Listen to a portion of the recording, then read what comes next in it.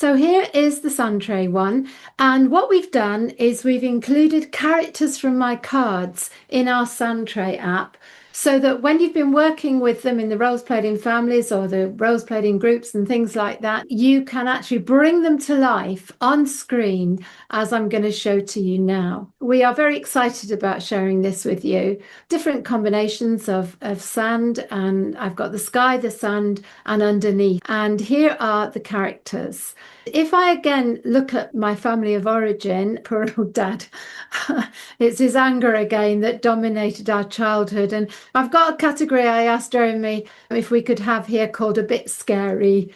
And so I've got a scary dragon here I'm going to use. And I simply clicked on the character and they appeared here. And if I press the right mouse button, I can flip the image because I want him facing that way. Going back to the main categories here now, I'm going to use some of the roles played in families characters. And this was definitely me. And we've got the sizer there that you can make it bigger or smaller, clearing up the mess as much as I could from this loud, angry dragon that really did feel very big in our home when I was growing up. So I tried to be the good girl, and she would try and not make mistakes so that she didn't make her father angry and cause problems in the home, which was difficult. And as I got older, there was this part of me, the rebel. Oh, sorry, keep picking up the dragon. He wants to move around, saying no. And as she got into teenage, this part of me grew bigger. But actually, as much as I could, it was better if I kept that part of me hidden and out of sight. Also, there was the part of me that really was very tearful and upset a lot of the time. And I would try and keep my tears out of sight because it just wound my dad up. But they did leak a bit and they did come out to sight. And sometimes it wasn't a good thing and just made life quite difficult. I wanted to be Mummy's little helper, and when she was young, I could be that, definitely. That was a big part of my life. And I became very much a reverse role parent as well. So here I am using a lot of the characters. I also want to use this for my sister, who's the do note that when you've got a very big character on the screen, it's easy to select it by mistake. I'll make some more space. If I get rid of the categories, I'll move him over a bit. And here I'm going to flip my rescuer sister, who would come in to try and rescue us all. She was a doctor. So I'm building up a story. Obviously, there's lots of other things on here in the main categories that you can, there's shells and trees and flowers and animals, all sorts of things that we are increasingly working on. I could have a bit of weather in there, a thundercloud to add a bit of drama. The things like you would use on a physical sun tray, these represent miniatures, but what we've done is develop storyline more. And you've got such potential for storyline. The other thing that I wanted to show you back here that Jeremy's done, which I think is really exciting, is if you're moving away a little bit from the sun tray to the storyline, you can choose all kinds of backgrounds where you could make a story out of it. And I think this is really, really good. So if I go back to looking at the background I chose, I'll just go back and pick that up again.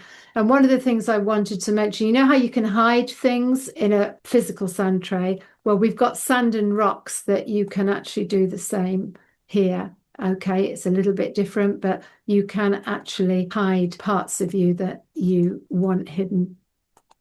So if I look at the bit of me that was trying to clear up the mess, then I don't need that, so I'll just delete that one. I could be hiding the work I was doing, trying to keep out of sight. One of the things I wanted to load, I wanted to show you,